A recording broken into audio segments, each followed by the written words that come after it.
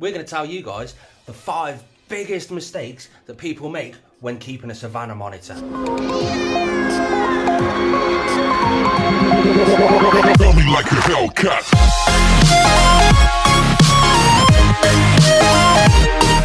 Welcome to Northern Exotics, guys. If you're new around here, we talk all things reptile related. If that's something you're interested in, please consider subscribing. So as stated, we are going to go through the 5 biggest mistakes Savannah monitor keepers make when keeping and looking after a Savannah monitor. They think they're doing everything correctly, while you might find that some of these you're actually doing and you might be able to change them in some way or another. Now, this is by far not a dig at anybody who does do anything wrong. This is a dig at the amount of bad information that is out there. So please don't take it to heart or anything like that. But everything I'm going to go through runs through the scientific process of everything as well. So make sure you stay tuned right the way to the end. There's 5 and they're coming up right now. So we're going to start at number 1. Number 1 is quite simply their diet. A lot of people do this wrong. There we go. Now, a lot of people feed them rodent, meat, all that sort of stuff. Some people, I've recently just seen a video and it popped up on my suggested videos of somebody feeding a Savannah monitor a live mouse. And that is just totally wrong. It's absolutely diabolical. You shouldn't feed, especially live rodents, to Savannah monitors. They are an insectivore by nature. If you want to know a lot more about their diet and more in depth and the scientific research behind it, click on the card I'm going to put up there right now, because that'll take you straight the way through to the diet video that I did do. And like I say, it goes through all the scientific process of everything. But these are an insectivore. In the wild, Savannah monitors feed off... there's a bug out there that's similar to our locusts and our crickets called a brachiotroop. I think it's called a brachiotroop. So that's the reason we feed crickets and locusts and stuff like that. They feed off mealworms, snails, a small percentage, and I'm talking 1% of their yearly diet is a scorpion. So they basically eat hard-shelled invertebrates in the wild. That's just what they feed on. So why can't we replicate that in the wild, in captivity? It's just a really big passionate thing of mine where I have to keep on top of it. I mean, I don't know why people don't do it correctly, but again, down to misinformation. There is an absolute awful lot of information out there that's the wrong information. Even pet shop information, they get their information from wrong sources. They think they're doing it right when they're not. And now, let's go on to number 2. Number 2 is their humidity. Again, this is something I've seen done wrong on so many levels. People that go from, say, a bearded dragon up to a Savannah monitor think it's virtually the same care, when really it's not. They're from totally different parts of the world for a start. Now, you can up the humidity. These need a high humidity, so you spray them down quite often. You have a substrate that can absorb the moisture and let the moisture out in humidity quite nicely over time. Now, they come from the sub-Saharan African plains, and the humidity out there ranges from 65 to 85% humid.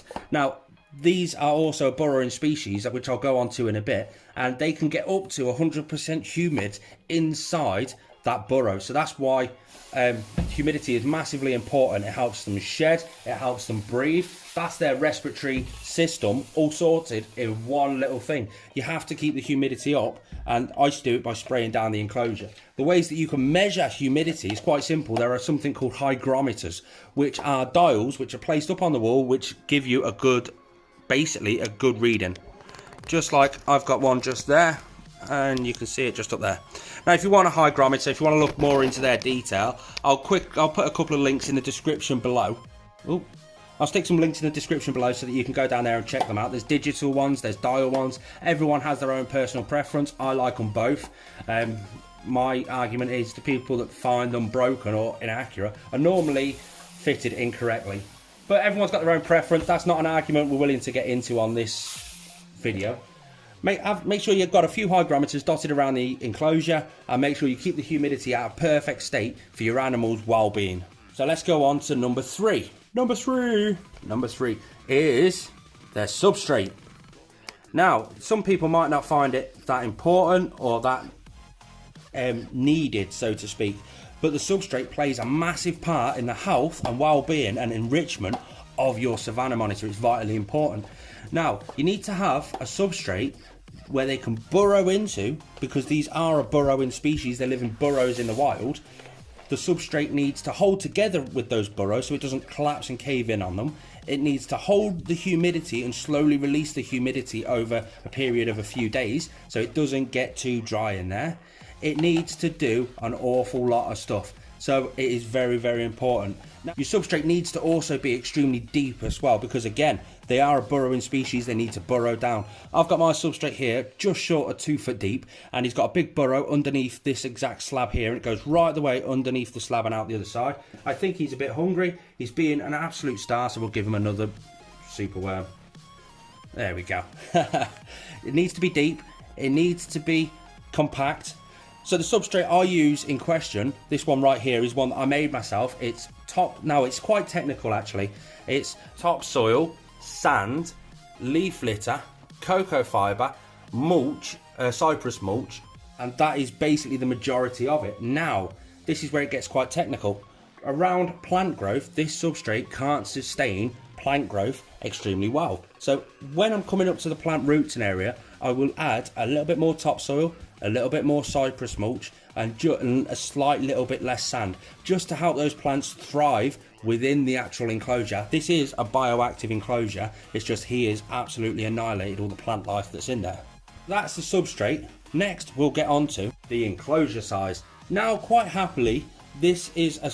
Hey up, Hugo's out there trying to eat me camera tripod. This is a subject that is easily researched. For an adult Savannah monitor, you need a minimum of 8 foot long, 4 foot deep, and 4 foot tall. Now I'll explain why. These in the wild are a monitor. They're running around constantly trying to find food, keep themselves nice and active, and doing that stops them getting diseases like fatty liver disease and stuff like that. So you need to have the enclosure 8 foot wide, simply to give them the space to move around. That's simply it. The more exercise you can give your Savannah monitor, the less chance there is of having any sort of fatty liver disease or any other diseases related to Savannah monitors. You need to have it 4 foot tall, because the bottom 2 foot is going to be full of substrate. It's got to be full of substrate, good compact substrate. Now, I've had to get planning permission in my property here, because I'm in an upstairs apartment. I need planning permission to make sure the floor is actually strong enough to support the weight of that much substrate. So it might be worth you thinking of something along those lines. And it's got to be 4 foot deep, just so they can have a bit of maneuverability. They can turn around nice and easy. They don't feel too compact in the actual enclosure. So again, the adult size for your Savannah monitor, or the adult size enclosure for your Savannah monitor, should be 8x4x4. And that is absolutely perfect for them. And then we go on to number 5. This is, again, something that should be done a hell of a lot more. And it just isn't anymore. Research. Do your research. Now, you don't just Google onto one site how to care for a Savannah monitor and jobs are good, and you don't do it on YouTube. You don't just watch my videos with one video. You go out, you do loads and loads of research, but not just on the species. Do your research on the environment that they live in. Don't do anything specific. Don't go, what environment does a Savannah monitor live in? You do your research, you find out where they live, and then you go and do your research on what that area is actually like. I did my research based on the Guyanan plains, which is exactly where which is exactly where the Savannah monitors are most populated. If they're most populated out there, then I can match everything in this enclosure to that area. So I've got to put a few grasses and plants in here, but everything in here, the temperature, the humidity, the lighting, absolutely everything is perfect to the Guyanan plains. And that's just the way I've done it. You want to do your research, and there is never, ever too much research. That's something you really want to look into, and you never want to look at just one thing at all. And there's always something new coming out. There's always some new information, some new scientific research. I've recently done a video on a new scientifically developed insectivore diet, which I tried with Hugo, and he loved it. If you want to look on that video, I'll stick a link in the card above. But that's absolutely amazing. And I really can't stress it enough. These mistakes are actually caused by humans. So it's something that can easily be avoided, provided you do absolutely everything correct. Good places I've found out for good quality research is quite simply Wikipedia. Full of random information that you could read between the lines. It tends to be what I do anyway.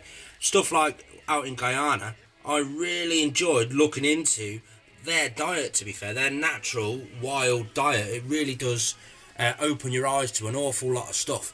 But this is his enclosure. This is Hugo. He's absolutely amazing. And that brings us to the end of that video. Thanks for tuning in, guys. I hope you've learned something. I hope you liked it. If you have, hit the thumbs up button. Hit one of these two videos here if you want to see more. Peace out.